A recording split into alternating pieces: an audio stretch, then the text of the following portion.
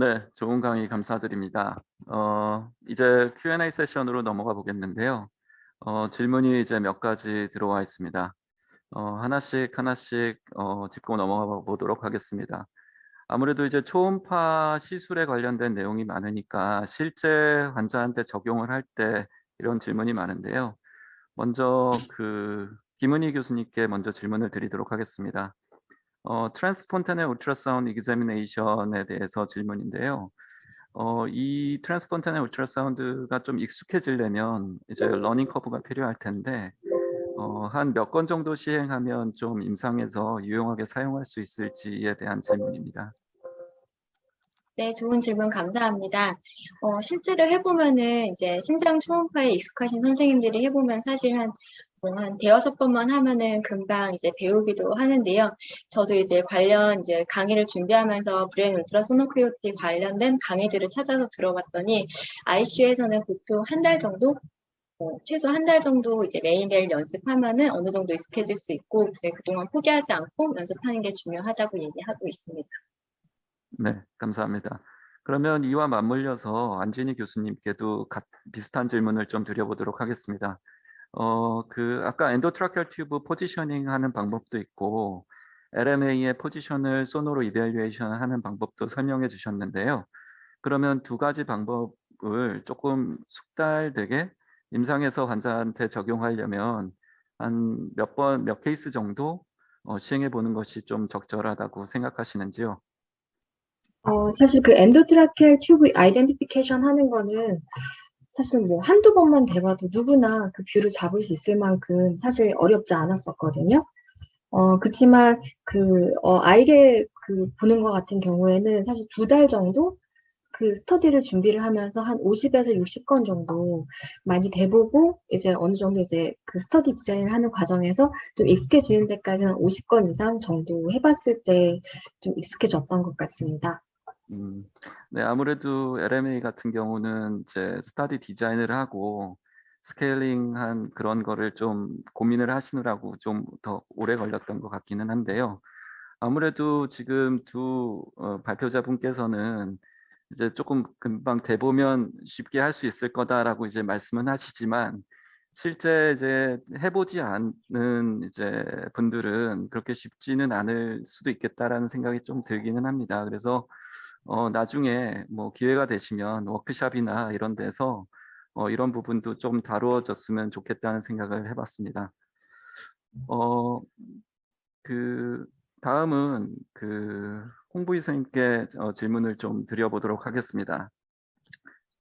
아까 이제 소아에서 더 이런 부분이 조금 더 두드러지는 것 같은데 아까 쿠션 이펙트 말씀하셨는데요. 성인에 비해서 특히 브라키얼 프락세스 블록 할 때 좀 근접해 있기 때문에 팍 찔러 가지고 거기를 너브를 팍 뚫을까 봐 되게 이제 걱정이 되는 경우가 있는데 이런 부분을 조금 좀 주의해서 해야 될 것 같은데 좀 팁이 있으면 조금 말씀해 주실 수 있을까요? 아, 네, 질문 감사합니다. 아까 강의 중에도 잠깐 말씀드렸지만은 저희가 쓰는 니들의 종류에 따라서 그런 오버슈팅 되는 게 좀, 블런트한 니들일수록 그런 오버슈팅이 잘 되는 것 같습니다. 그래서 어떤 샤프한 니들이 뉴럴 데미지를 좀 더 일으킬 수도 있기는 하지만 어떤 덴스한 조직을 뚫고 나갈 때는 그런 샤프한 니들이 좀 더 안전하게 뚫리는 것 같거든요. 그래서 같은 블런트 니들이더라도 좀 상대적으로 샤프한 니들을 좀 사용을 하고 있습니다. 개인적으로는. 그리고 어떤 각도를 줄 때 니들 팁의 방향이 신경을 가까이 가지 않게 각도를 약간 좀 더 깊게 해서 우선 그런 구조물을 뚫고 그 다음에 각도를 변환을 해서 해당 타겟으로 진행을 하는 방법을 쓰면 조금 더 안전한 것 같습니다. 네, 감사합니다. 질문에 연해서 소아의 약간 좀 특징적인 부분을 조금 더 질문드리고 싶은데요. 성인과 다르게 아까 이제 파샤 일리아카 블록 이제 설명해 주셨는데 아까 이미지에서는 아주 플레인이 잘 이렇게 벌어지는 걸 볼 수 있는데 소아 같은 경우는 저기 성인이랑 조금 다르게 이제 화샤 플레인을 찾는 부분 부분이 인트라머스큘러 인젝션이 되는 경우가 이제 종종 볼 수 있는 것 같은데요. 그런 부분을 조금 극복할 수 있는 성인과 다르게 이제 아마 이제 아나토미칼리 이제 조금 작고 그 포텐셜 스페이스를 찾는 게 조금 쉽지 않은 부분이 있는 것 같아서 그런 부분에 대한 팁이 있으면 조금 말씀해 주시면 감사하겠습니다.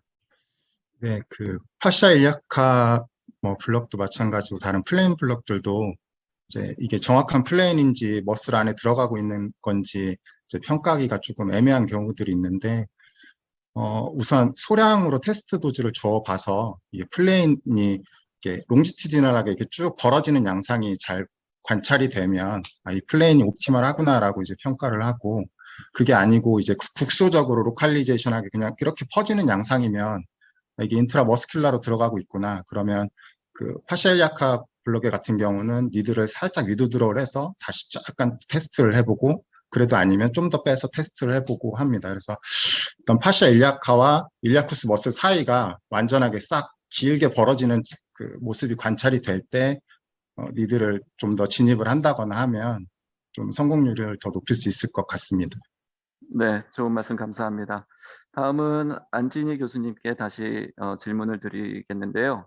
그 아까 이제 후두 초음파 검사에서 벤틸레이션 프로블럼이 있었던 아이들은 검사 중에 디세츄레이션 이벤트는 없었는지 궁금하다는 질문이 하나 있었는데 혹시 이에 대해서 답변해 주실 수 있을까요?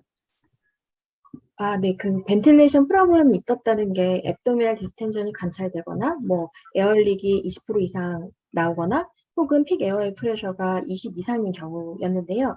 근데 사실 이게 프로토콜상 뭐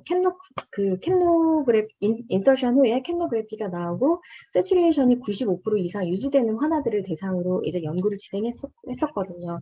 뭐 다들 앞에서도 말씀하셨지만 IRB 문제도 있고 이게 소아 환자들은 워낙 이게 렁 리저버가 작기 때문에 디세츄레이션 이벤트에 아주 취약하기 때문에 뭐 그런 아주 문제가 많은 환자들을 대상으로 하진 않았어서 사실적으로 디세츄레이션 이벤트는 없었습니다. 그래서 그런지 막 초음파 검사 결과 이게 총점이 11점인데 7점 이상의 아주 시비한 케이스들은 여기에 인볼브되지 못했었습니다.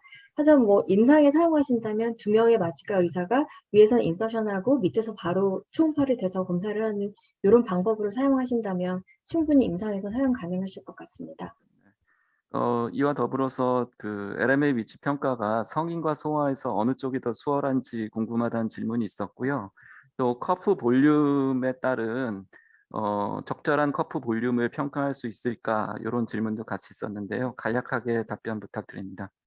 위치 평가 같은 경우에는 사실 한 뷰에 잡기 위해서는 성인은 한 뷰에 잡기 되게 어렵거든요. 근데 소아 같은 경우에는 그냥 리니어 프루브만으로 됐을 때 모든 뷰가 아까 보여드린 그런 뷰들이 딱딱 잡혀요. 그래서 성인보다는 소아에서 조금 더 쉬울 거고요.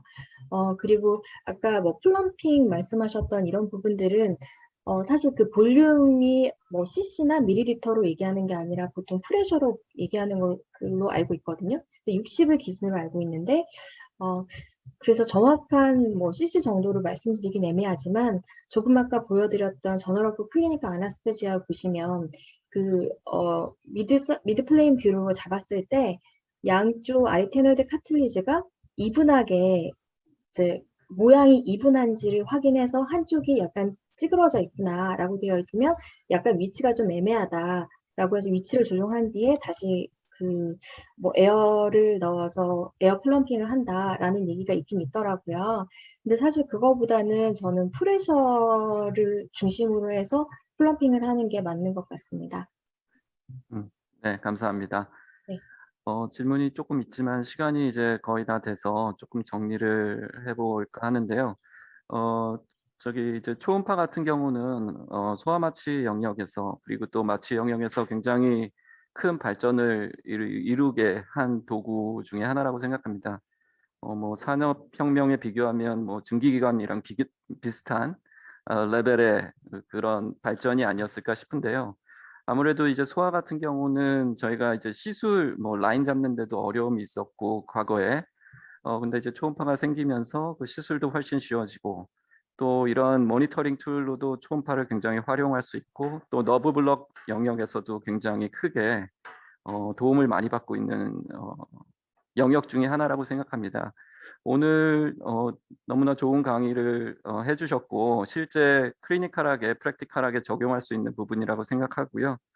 오늘 강의가 그 많은 분들한테 도움이 되고 실제 그러니까 병원에 돌아가셔서 실제 많이 적용을 해보시고 경험을 쌓아서 추후에 또 공유할 수 있는 장이 됐으면 좋겠습니다. 이번 세션은 이것으로 정리하도록 하겠습니다. 감사합니다. 네, 모두 수고하셨습니다.